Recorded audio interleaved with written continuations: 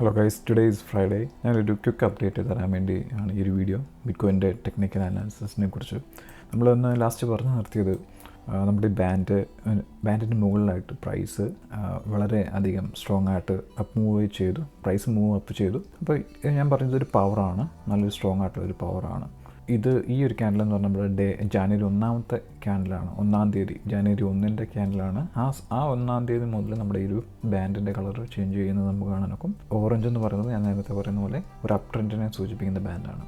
അപ്പോൾ ഞാൻ പറഞ്ഞു, ഈ ഒരു പവർ പോയതിന് ശേഷം നമുക്കൊരു പോസ് വേണം. പോസ് എന്ന് വെച്ചാൽ ഒരു റെസ്റ്റിംഗ് പൊസിഷനിലേക്ക് ബിറ്റ്കോയിൻ പോകണം. അപ്പോൾ ഞാനന്ന് പറഞ്ഞിരുന്നു, ബിറ്റ്കോയിൻ ഇവിടെ വെച്ച് വേണമെങ്കിൽ റെസ്റ്റിംഗ് പൊസിഷനിലേക്ക് പോകാം, കുറച്ചും കൂടെ മുന്നോട്ട് പോകാം. പക്ഷേ നമുക്കൊരു പുൾ ബാക്ക് അല്ലെങ്കിൽ ഒരു പോസ് നമുക്ക് കാണണമെന്ന് ഞാനന്ന് പറഞ്ഞിരുന്നു. പോസ് നമ്മൾ ഉദ്ദേശിക്കുന്നത് ഇതൊന്ന് പവറാണ്, ഇതൊരു പവർ മൂവ് അപ്പ് ചെയ്യുന്നു, മുകളിലോട്ട് മൂവ് ചെയ്യുന്നു, എന്നിട്ട് ഒരു പോസ് എന്ന് വെച്ചാൽ റെസ്റ്റ് ചെയ്യുവാണ്. ഒന്നും കൂടെ പോകാൻ വേണ്ടി, ഒന്നും കൂടെ ഒരു റൈഡ് പോകാൻ വേണ്ടി റെസ്റ്റ് ചെയ്യുന്നത് പോലെ. ആ റെസ്റ്റിങ് ചിലപ്പോൾ ഇവിടെ ചെറുതായിട്ടൊന്ന് റെസ്റ്റ് ചെയ്തിട്ട് ശക്തമായിട്ട് പോകാം, അല്ലെങ്കിൽ ഈ ഒരു പവർഫുള്ളായിട്ട് വന്നിട്ട് ഒരു പുൾ ബാക്ക് റെസ്റ്റ് ചെയ്യാം, എന്നിട്ട് അടുത്തത് പോകാം. അല്ലെങ്കിൽ അടുത്തത് ഇതേപോലെ വന്നിട്ട് കുറച്ച് നേരം സൈഡിലോട്ട്, നല്ലപോലെ തന്നെ സൈഡിലോട്ട്, ഏകദേശം ഈ പോകുന്ന നമ്മൾ താഴോട്ട് കാണുന്ന പവറിൻ്റെ ഏകദേശം അത്രയും തന്നെ റെസ്റ്റിലേക്ക് പോയിട്ട് അടുത്തൊരു ന്യൂ ഹൈയിലേക്ക് പോകാം. ഈ 3 രീതിയിലുള്ള റെസ്റ്റ്, അതായത് ഈ നമ്മുടെ ലെഫ്റ്റിൽ കാണുന്ന, താഴെ കാണുന്ന ഈ പവറായിട്ടുള്ള അപ്പ് മൂവ്, മുകളിലോട്ടുള്ള ട്രെൻഡ് സ്ട്രോങ് ആണെന്ന് നമ്മളെ കാണിക്കുന്ന 3 പോസാണ് ഈ കാണിച്ചേക്കുന്ന കാര്യങ്ങൾ. അപ്പോൾ നമ്മളിവിടെ ഇത്രയും പവർഫുള്ളായിട്ടുള്ള ഈ ഒരു മൂവിനെ നമ്മൾ ഇത്രയും പവർഫുള്ളാണ് എന്ന് നമ്മളെ സൂചിപ്പിക്കുന്നത് ഏത് രീതിയിലുള്ള പുൾ ബാക്കാണ്. ആ പുൾ ബാക്ക് കാണിച്ചിട്ട്, അല്ലെങ്കിൽ ആ പോസ് കാണിച്ചിട്ട് പിന്നീടുള്ള അതിൻ്റെ യാത്ര തുടരുന്നത് എങ്ങനെയാണെന്നുള്ളതാണ്. അപ്പം നമുക്കിവിടെ കിട്ടിയേക്കുന്നതെന്ന് പറഞ്ഞു കഴിഞ്ഞാൽ ഒരു പുൾ ബാക്കുള്ളൊരു പോസാണ്, അതായത് ഈ രണ്ടാമത് കാണിച്ചേക്കുന്ന ഒരു രീതിയിലാണ് നമുക്കിത് കിട്ടിയേക്കുന്നത്. ഇനി ഇവിടെ നമുക്ക് ഈ പുൾ ബാക്ക് ഇതുവരെ ഓക്കെയാണ്. പൊതുവേ ഈ പുൾ ബാക്ക് നമ്മുടെ ബാൻഡിൻ്റെ മുകളിൽ വന്നിട്ട് പോകാറുണ്ട്, അല്ലെങ്കിൽ ഈ ബാൻഡിൻ്റെ താഴെ, ഈ ബാൻഡിൻ്റെ ഈ ഏകദേശം എൻഡോടെ വന്നിട്ട് തിരിച്ചു പോകാറുണ്ട്. ഏറ്റവും ഉത്തമമായിട്ട് ഞാൻ പറയുന്നത്, അതായത് ഒരു പുൾ ബാക്ക് വന്നിട്ട് ബാൻഡിൻ്റെ മുകളിലായിട്ട് നിന്നിട്ട് പോകുന്നതാണ്. അതാണ് നമ്മളിപ്പോൾ ഇവിടെ കാണുന്നത്. നിങ്ങൾക്ക് ഇവിടെ ടെയിൽ കാണാം, അത് വിഷയമില്ല, ടെയിൽ നമുക്ക് റിമൂവ് ചെയ്യാം. ഈ കാണുന്ന ടെയിൽ നമുക്ക് റിമൂവ് ചെയ്യാം. എപ്പം റിമൂവ് ചെയ്യാൻ ഒക്കത്തില്ല എന്ന് പറഞ്ഞു കഴിഞ്ഞാൽ, ഇതിൻ്റെ ബോഡി, അതായത് ഇപ്പോൾ ഉദാഹരണത്തിന് ഈ ഗ്രീൻ ബാറിൻ്റെ ബോഡി താഴോട്ട് വരെ വന്നിട്ട്, അതായത് ഇത് ഗ്രീനാണ് കരുതുക, അതിവിടെ വന്നിട്ട് ക്ലോസ് ചെയ്യുവാണ്. ഇങ്ങനെ ക്ലോസ് ചെയ്തിട്ട് പിന്നീട് ഇങ്ങനെ പോകുന്നതും, ഇവിടെ വന്ന്, അതായത് ഇവിടെ വരെ മാത്രം വന്നിട്ട് പിന്നീട് തിരിച്ചു പോകുന്നതിനും ഐഡിയോളജിക്കലി ന്യൂ ഹൈയിലേക്ക് പോകാം. പക്ഷെ കൂടുതൽ സ്ട്രെങ്ത് എപ്പോഴും ഈ ഒരു ഭാഗത്ത് വന്നിട്ട് പോകുന്നതിനാണ്. ഇവിടെ വന്നിട്ട് പോകുന്നതിനും സ്ട്രെങ്ത് ഉണ്ട്, പക്ഷേ പ്രിഫറബിൾ നമ്മളെപ്പോഴും ഈ പറയുന്ന ബാൻഡിൻ്റെ ഏകദേശം മുകളിലായിട്ട് വന്നിട്ട് പോകുന്നതാണ് നല്ലത്. അപ്പോൾ ഇവിടെ നമ്മൾ കണ്ടുവന്നേക്കുന്നത് താഴെ വരെ പോയി, പക്ഷേ തിരിച്ച് പുൾ ബാക്ക് ചെയ്തു, മുകളിലായിട്ട് എത്തുന്നുണ്ട്. അതുകൊണ്ട് തന്നെ നമുക്കൊരു താഴത്തെ ടെയിൽ ക്യാൻസൽ ചെയ്യാം, അവിടെ ഇല്ല എന്നുള്ള രീതിയിൽ തന്നെ കൺസിഡർ ചെയ്യാം. അങ്ങനെയാണെന്നുണ്ടെങ്കിൽ ഇതിനെ എന്ത് ചെയ്യണം, ഈ സിഗ്നൽ ഇവിടെ പവർഫുള്ളായിട്ടുള്ള സ്ട്രെങ്ത് കാണിച്ചിട്ട് തിരിച്ച് ഈ ഹൈ ബ്രേക്ക് ചെയ്തിട്ട് തിരിച്ചു പോകണം. ഞാൻ പറഞ്ഞത്, ഈ നമ്മുടെ ലെഫ്റ്റിൽ കാണുന്ന ഈ ഒരു പവർ ഒതൻറ്റിക് ആണ് എന്നറിയുന്നത് നമ്മൾ ഈ പുൾ ബാക്ക് നമ്മൾ നിരീക്ഷിക്കും. പുൾ ബാക്ക് ന്യൂ ഹൈയിലേക്ക് പോകുമ്പോഴാണ് നമ്മളിത് ഈ ഒരു പവർ നല്ലതാണ് എന്ന് നമ്മൾ പറയുന്നത്. ഇനി ഇവിടെ വന്ന് പുൾ ബാക്ക് ചെയ്ത് സ്റ്റാർട്ട് ചെയ്യുകയാണെന്നുണ്ടെങ്കിൽ, ന്യൂ ഹൈയിലേക്ക് പോവുകയാണെന്നുണ്ടെങ്കിൽ നമുക്ക് അറൗണ്ട് ഒരു 97-98K ഒക്കെ പ്രതീക്ഷിക്കാം. ഈ ഒരു പുൾ ബാക്ക് സ്ട്രോങ് ആണെന്നുണ്ടെങ്കിൽ ഇങ്ങനെ പോകാം. മനസ്സിലായോ? ഇനി ബിയറിഷ് എന്താണ്? അതായത് നമ്മുടെ ഈ ഒരു ലെഫ്റ്റിൽ കാണുന്ന ഈ ഒരു പവർ എപ്പോൾ നമുക്ക് ക്യാൻസൽ ആകുമെന്ന് ചോദിച്ചു കഴിഞ്ഞാൽ, ഒരു ഗ്രീൻ ബാർ, ഇതേപോലത്തെ ഒരു ഗ്രീൻ ബാർ താഴെ ഈ ബാൻഡിൻ്റെ താഴെ ഫോം ചെയ്തിട്ട് അത് ക്ലോസ് ചെയ്യുവാണെന്നുണ്ടെങ്കിൽ, ഇങ്ങനെ താഴെ ഒരു ഗ്രീൻ ബാർ ആണ് കേട്ടോ. ഗ്രീൻ ബാർ എന്ന് ഇവിടെ ഉദ്ദേശിക്കുന്നത് എല്ലാം ബീറിഷാണ്. ആ ഗ്രീൻ ബാർ ഈ ബാൻഡിൻ്റെ താഴെ ഫോം ചെയ്യുകയും ഇതേപോലെ സോൾഡായിട്ട് ക്ലോസ് ചെയ്യുകയാണെന്നുണ്ടെങ്കിൽ നമ്മൾ ഈ കാണുന്ന പവർ ക്യാൻസലായി ഈ അപ് ട്രെൻഡ് നമ്മുടെ മുന്നിൽ നിന്ന് നീക്കപ്പെട്ടു. ഇനി അടുത്തത് നമുക്കൊരു അപ് ട്രെൻഡ് മൊമെൻറ്റം വെയിറ്റ് ചെയ്യേണ്ടി വരും. എപ്പോഴാണ് ഈ ബാൻഡിൻ്റെ മുകളിൽ പോകുന്നതെന്നുള്ള രീതിയിൽ വെയിറ്റ് ചെയ്യേണ്ടി വരും. അതാണ് ഈ ഒരു പവറിനെ ക്യാൻസൽ ചെയ്യുന്ന സിഗ്നൽസ് തരുന്നത്. അപ്പോൾ ഇതേവരെ നമുക്ക് അങ്ങനെ സിഗ്നൽസ് ഒന്നും ഇതുവരെ തന്നിട്ടില്ല. ഇതുവരെ ക്ലിയർ ആയിട്ട് തന്നെ പോകുന്നു. ഈ ബാൻഡിൻ്റെ മുകളിലായിട്ട് തന്നെ ഈ ഒരു ക്യാൻഡിൽ ക്ലോസ് ചെയ്യുന്നു. അതിൻ്റെ അർത്ഥം അത് പവർഫുള്ളാണ്. ഈ ക്യാൻഡിൽ ക്ലോസ് ചെയ്യാൻ നമുക്കിനി ഒരു 6 മണിക്കൂറും കൂടെ ഉണ്ട്. ഓക്കെ, അപ്പോൾ ഏകദേശം ഇങ്ങനെ തന്നെ ക്ലോസ് ചെയ്യുകയാണെന്നുണ്ടെങ്കിൽ ഇതൊരു നല്ലൊരു അപ് ട്രെൻഡിലേക്ക് പോകാനുള്ള സാധ്യതയുണ്ട്. മനസ്സിലാവുന്നുണ്ടോ? അപ്പോൾ അപ് ട്രെൻഡ് പോകാം. ഈ അപ് ട്രെൻഡ് ക്യാൻസൽ ചെയ്യുന്ന എങ്ങനെയാണ് ഒരു ബാർ താഴെ വരാം. ഇതെല്ലാം പറയുന്നുണ്ടെങ്കിലും ഡേ ക്യാൻഡിൽ നമുക്കൊരു ഈ പറയുന്ന ഒരു അപ് ട്രെൻഡ് സിഗ്നൽ നമുക്ക് ഈ ഒരു ബാൻഡ് തരുന്നുണ്ട്. പക്ഷെ നമ്മൾ ഒരു കുറച്ചും കൂടെ ഹയർ ടൈം ഫ്രെയിമിലേക്ക് പോകുമ്പോൾ, ഉദാഹരണം നമ്മളൊരു വീക്കിലി എടുക്കുകയാണെന്നുണ്ടെങ്കിൽ വളരെ ക്രൂഷ്യലാണ് ഇവിടെ. ഈ വീക്കിലിയിൽ നമുക്ക് കാണാൻ ഒക്കുന്നത് നിങ്ങളോട് പറഞ്ഞിട്ടുണ്ട്, ഈ ബാൻഡ് എന്ന് പറയുന്നത്, ഇവിടുത്തെ ഈ ബാൻഡ് എന്ന് പറയുന്നത് റെസിസ്റ്റൻസ് ആണ്. പ്രൈസ് ആ ബാൻഡിൻ്റെ താഴെ നിൽക്കുമ്പോൾ ഇത് റെസിസ്റ്റൻസ് ആയിട്ട് ആക്ട് ചെയ്യും.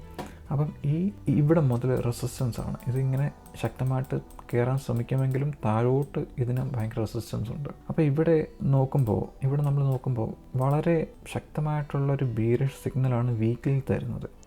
അപ്പോൾ യഥാർത്ഥത്തിൽ ഇത് ഒരു വളരെ ശക്തമായിട്ടുള്ള ഒരു ഡൗൺ ട്രെൻഡ് സിഗ്നൽ, ഒരു ഡൗൺ ട്രെൻഡിൻ്റെ ഒരു പാറ്റേൺ ആണ് വീക്കിലിയിലുള്ളത്. ഇപ്പോൾ ഡെയിലിയിൽ നമുക്കൊരു ബുള്ളിഷ് ക്യാൻഡിൽ തരുന്നു, ഒരു അപ് ട്രെൻഡ് ക്യാൻഡിൽ തരുന്നു, വീക്കിലി നമുക്കൊരു ബീറിഷ് ക്യാൻഡിൽ തരുന്നു, മന്ത്ലിയിലും ഒരു ബീറിഷ് വരുമ്പോൾ കൂടുതൽ വെയിറ്റേജ് കൊടുക്കുന്നത് നമ്മളെപ്പോഴും ഹയർ ടൈം ഫ്രെയിമിനായിരിക്കും. ഇപ്പോൾ ഡെയിലിയിൽ നമുക്കൊരു അപ് ട്രെൻഡ് തരുന്നു, ഡെയിലിയിൽ നമ്മൾ കാണിക്കുന്നു, നമ്മൾ നേരത്തെ കാണുന്ന പോലെ ഡെയിലിയിൽ അപ് ട്രെൻഡ് കാണിക്കും. പക്ഷേ വീക്കിലിയിലും മന്ത്ലിയിലും ഒരു ബീറിഷ് ആണെന്നുണ്ടെങ്കിൽ നമ്മൾ വെയിറ്റേജ്, അതായത് നമ്മൾ കൂടുതൽ ഇമ്പോർട്ടൻസ് കൊടുക്കുന്നത് ഹയർ ടൈം ഫ്രെയിമിന്. ഹയർ ടൈം ഫ്രെയിം എന്ന് പറയുമ്പോൾ ഡേയേക്കാളും വലിയ ടൈം ഫ്രെയിമാണ് വീക്കിലേക്കാളും ടൈം കൂടുതലാണ് മന്ത്ലി. അപ്പോൾ ഈ രണ്ടിലും ബീറിഷാണ് തരുന്നത്.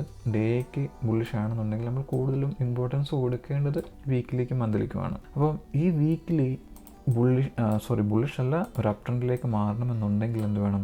നമ്മൾ നേരത്തെ പറഞ്ഞ പോലെ ഈ ഒരു ക്യാൻഡിൽ നമ്മൾ ബുള്ളിഷിലേക്ക് പോകണം. അതായത് ബാൻഡിൻ്റെ മുകളിലായിട്ട് ഈ ഒരു ക്യാൻഡിൽ പോകണം. ഇതിങ്ങനെ ക്യാൻഡിൽ വന്നിട്ട് ബ്രേക്ക് ചെയ്തിട്ട് ഈ ബാൻഡിൻ്റെ മുകളിലായിട്ട് നമുക്ക് വീണ്ടും ഒരു സോളിഡ് ബാർ ഓപ്പൺ ക്ലോസും ചെയ്തിട്ട് ഇങ്ങനെ നിൽക്കണം. എങ്കിൽ മാത്രമേ നമ്മുടെ വീക്കിലി ബുള്ളിഷായിട്ട് മാറൂ.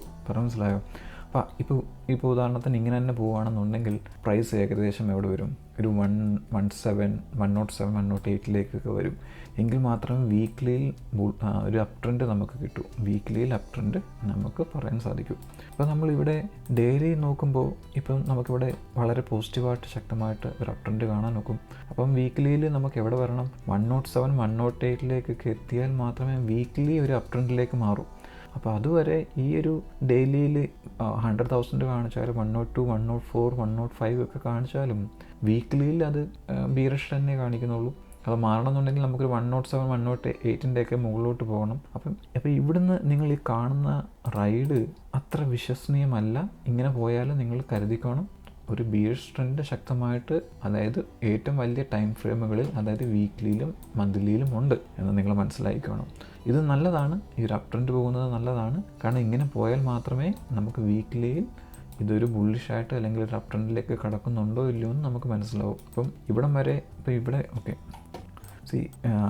ഡെയിലിയിൽ ക്യാൻഡിൽ ഇവിടം വരെയൊക്കെ വരുവാണെന്നുണ്ടെങ്കിൽ, ഇങ്ങനെ യാത്ര ചെയ്ത് വരുവാണെന്നുണ്ടെങ്കിൽ വീക്കിലിയിൽ അതൊരു ബുള്ളിഷായിട്ട് മാറി. വീക്കിലിയിൽ പ്രൈസൊക്കെ ഏകദേശം ഇവിടായിട്ടും ഈ ബാൻഡിൻ്റെ മുകളിലായിട്ട് നമുക്ക് ക്യാൻഡിലൊക്കെ കിട്ടും. അങ്ങനെ മാത്രമേ നമുക്ക് അപ് ട്രെൻഡ് കൺഫേം പറയാൻ നോക്കൂ. ഈ മന്ത്ലി എടുത്താട്ടെ, മന്ത്ലി എടുക്കുമ്പോൾ ഞാൻ നേരത്തെ പറഞ്ഞ പോലെ ഈ മന്ത്ലിയുടെ ഈ ഒരു ബാൻഡ് ഇവിടെ ഒരു സ്ട്രെയിറ്റ് ആയിട്ട് പോകുന്നത് ഞാൻ കാണുന്നുണ്ട്. അത് ബേസിക്കലി എനിക്ക് ഒട്ടും താല്പര്യമില്ലാത്തൊരു പാറ്റേൺ ആണ്. അത് അവിടെ മിക്കപ്പോഴും ഒരു ട്രാപ്പ് സോൺ മന്ത്ലിയിൽ ഫോം ചെയ്തിട്ട് താഴ്ത്ത് വരാനുള്ള ചാൻസസ് കൂടുതലാണ്. അപ്പോൾ ഞാൻ പറഞ്ഞു വന്നത്, വീക്കിലിയിലും മന്ത്ലിയിലും ബീറിഷ് ഒരു ട്രെൻഡുണ്ട് ഇപ്പോഴും. ഡെയിലിയിൽ അപ് ട്രെൻഡ് ഇങ്ങനെ കാണിച്ചാലും അവിടെ ഉണ്ട്. നമ്മൾ നേരത്തെ പറഞ്ഞിട്ടുണ്ട്, എല്ലാ കഴിഞ്ഞ വട്ടത്തെ ലാസ്റ്റത്തെ ബിയർ മാർക്കറ്റിലും ഇതേപോലെ നമുക്ക് ഒരു അപ് ട്രെൻഡ് തന്നിട്ട് ഇവിടെ മുതൽ നിങ്ങൾ ഈ കണ്ട ക്യാൻഡിൽ കണ്ടോ? നമ്മൾ ഈ കണ്ട ക്യാൻഡിൽ, ഈ കാണുന്ന 2 ക്യാൻഡിൽ, അതേപോലത്തെ ക്യാൻഡിലാണ് നമ്മളിപ്പോൾ കാണുന്നത്.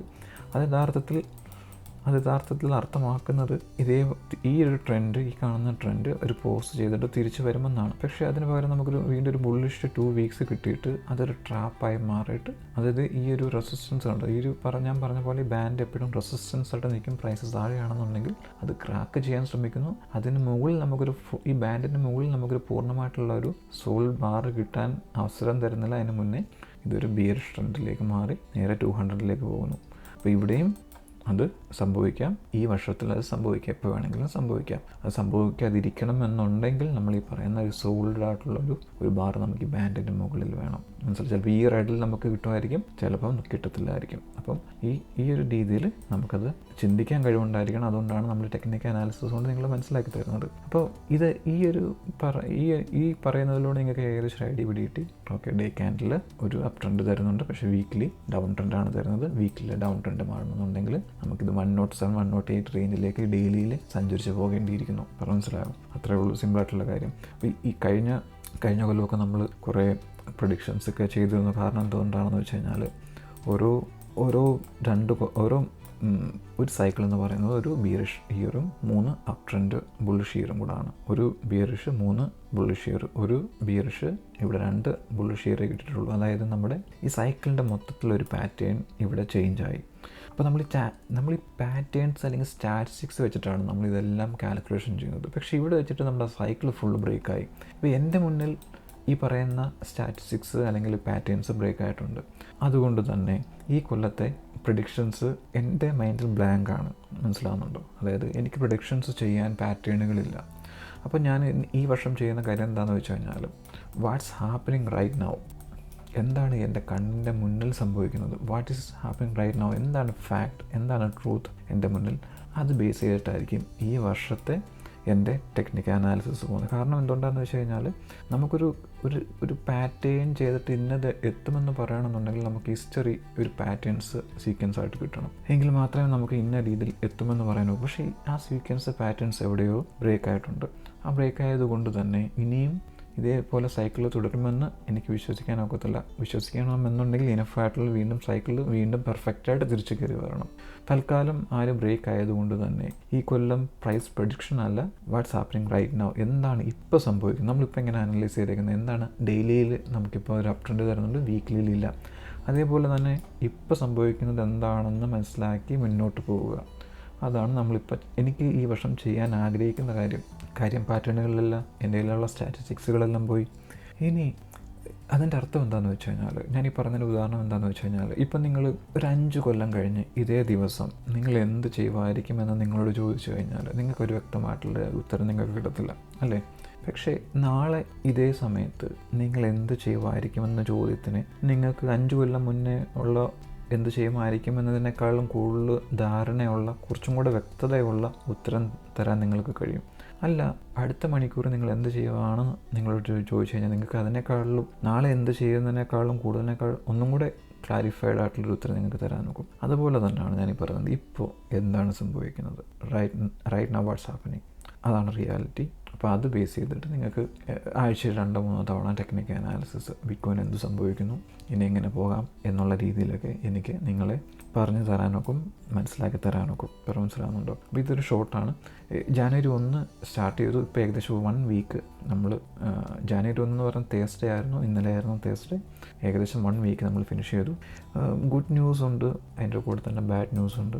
അപ്പോൾ ഇതിൻ്റെ ഇടയിൽ ഇങ്ങനൊരു ന്യൂസ് കാണാനിടയുണ്ടായി. പല അനലിസ്റ്റുകളും അവരുടെ പ്രൈസ് പ്രഡിക്ഷൻസ് അവതരിപ്പിച്ചായിട്ട് ഞാൻ കണ്ടു. മിക്ക ആളുകളും ബുള്ളിഷാണ്, 2026 ബുള്ളിഷാണ്. അവരിൽ പലരും മിനിമം 75ഉം അവരുടെ bearish case 75,000, bullish case around 175K ഒക്കെയാണ് അവരെല്ലാവരുടെയും, ഈ പറയുന്ന എല്ലാ അനലിസ്റ്റുകളുടെയും ഒരു ആവറേജ് ബുള്ളിഷ് റേഞ്ച് എന്ന് പറയുന്നത് ഈ പറയുന്ന 175.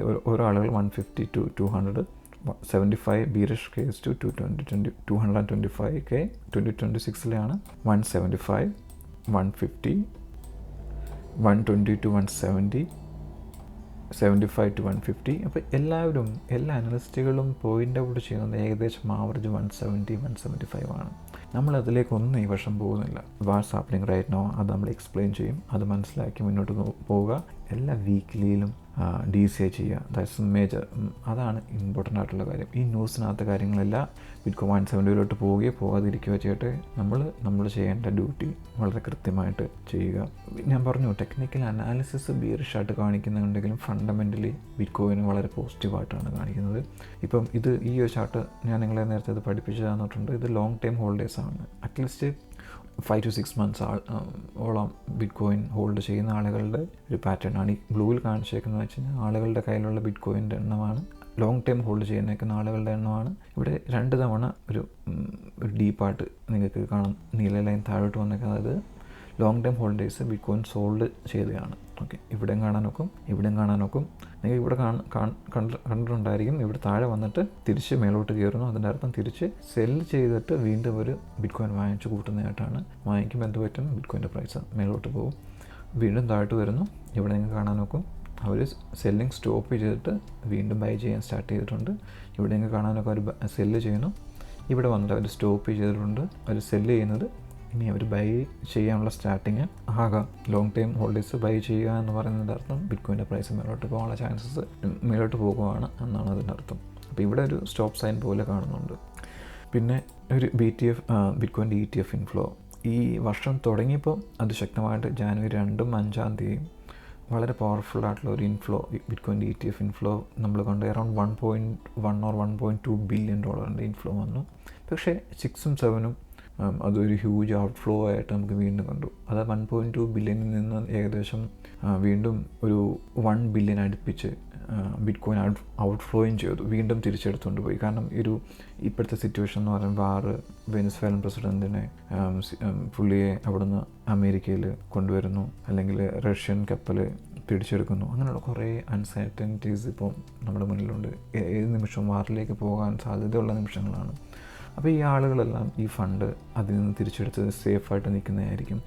ചിലപ്പോൾ മിക്ക ആളുകളും ഇതിൽ ഫണ്ട് ഇടുന്ന ആളുകൾ കൂടുതലും ബിറ്റ് കോയിൻ അക്യുമുലേഷൻ അല്ല അവരുടെ കൂടുതൽ പ്രാധാന്യം, അവർക്ക് ലാഭം ഉണ്ടാക്കുക എന്നുള്ള രീതിയിൽ ഉള്ള ആളുകളുണ്ട്. അപ്പോൾ അവർ എന്ത് ചെയ്യും? സേഫായിട്ടുള്ള രീതിയിലാകാൻ വേണ്ടി പ്രൈസ് പിൻവലിക്കും. അപ്പോൾ അതാണ് നമ്മളിവിടെ കാണുന്നത്.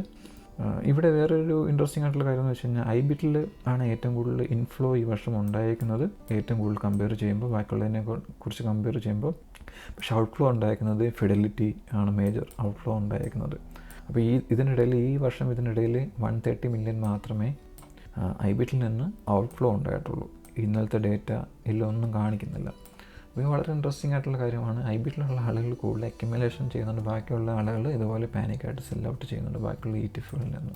സോ ഇൻട്രസ്റ്റിംഗ് ആയിട്ടുള്ളൊരു സംഭവമാണത്. അപ്പോൾ ഇത്രയാണ് നമ്മുടെ ഇന്ന് കാണാനുള്ളത്. ഈ പറയുന്ന പോലെ 5 മണിക്കൂറും കൂടെ 6 മണിക്കൂറും കൂടെ ഏകദേശം വേണം ഈ ഒരു ക്യാൻഡിൽ ക്ലോസ് ചെയ്യാൻ. അത് കഴിഞ്ഞിട്ട് ഇപ്പോൾ ഈ ബാൻഡിന് താഴെ പോയി ഇപ്പോൾ ഒരു ക്യാൻഡിൽ ബാൻഡിന് നെടുക ഇതുവഴി താഴെ വരുന്നു, എന്നാലും വിഷയമല്ല. പക്ഷേ ഒരു ക്യാൻഡിൽ ഈ ബാൻഡിൻ്റെ താഴെ ഓപ്പൺ ചെയ്യുകയും ക്ലോസ് ചെയ്യുകയും ചെയ്യുവാണെന്നുണ്ടെങ്കിൽ നമ്മൾ ഈ ലെഫ്റ്റിൽ കാണുന്ന ഈ ഓറഞ്ച് പവർ ഇല്ലാതായി എന്നാണ് അതിൻ്റെ ഒരു അർത്ഥം എന്ന് പറയുന്നത്. So guys, take care, enjoy the weekend, take care, bye bye.